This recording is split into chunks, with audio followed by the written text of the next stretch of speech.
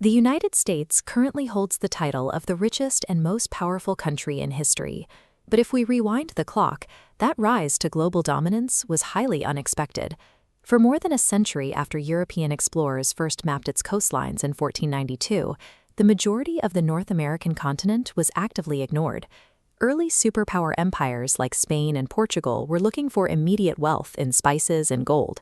Since the northern continent didn't seem to offer either, they simply sailed right past it. Even the English, who arrived relatively late to the game, dragged their feet for nearly 100 years before finally managing to plant their first successful permanent colony at Jamestown. America's eventual path to global power was never a preordained destiny.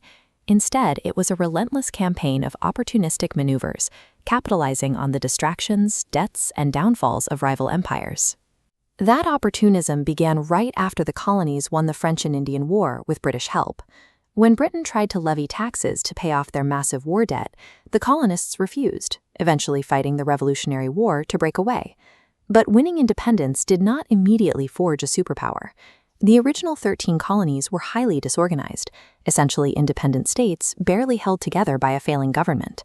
To keep the volatile new nation from collapsing entirely, the founders had to draft a new federal constitution, legally restructuring the country into a functional republic. With a stable government in place, the United States caught its first major geopolitical break. Over in France, Napoleon Bonaparte had seized power and desperately needed cash to fund an invasion of Britain. Originally, the Americans only wanted to secure a single strategic objective: purchasing the port of New Orleans to control lucrative shipping routes down the Mississippi River. Instead, they received a desperate counteroffer. Napoleon agreed to sell the entirety of the Louisiana Territory for $15 million, instantly doubling the physical size of the United States. The nation's single largest territorial expansion was a real estate fire sale, funded by European warfare. This chart maps out exactly why the country needed all that space. The early 1800s saw an exponential spike in the U.S. population, putting immense demographic pressure against the western borders. Americans desperately needed unclaimed land. Down in Texas, a sparsely populated Mexican territory, the United States saw an opportunity. They waited for Mexico to win its independence from Spain, and then American settlers simply flooded the region. Those settlers quickly outnumbered the local population. They broke free, formed their own independent republic, and the United States subsequently absorbed Texas as a brand new state. The resulting border disputes provided the perfect pretext for the Mexican-American War. Once the fighting ended, the U.S. forced Mexico to hand over the rest of its northern territories for a multi-million-dollar payout. By combining steady demographic flooding with opportunistic warfare, the United States achieved transcontinental scale, stretching from the Atlantic to the Pacific in just half a century. This rapid, aggressive expansion exacerbated intense internal conflicts over slavery, eventually erupting into a devastating civil war. However, once the North secured its victory, the reunited country immediately reset the stage for outward expansion. The next target of opportunity was a financially strained Russian empire. Russia offered to sell its massive Alaskan territory, and the United States snagged it for a bargain price of just $7 million. Then, America turned its attention toward the crumbling Spanish Empire. Capitalizing on the Cuban War of Independence, the U.S. intervened militarily to oust Spain from the Caribbean entirely.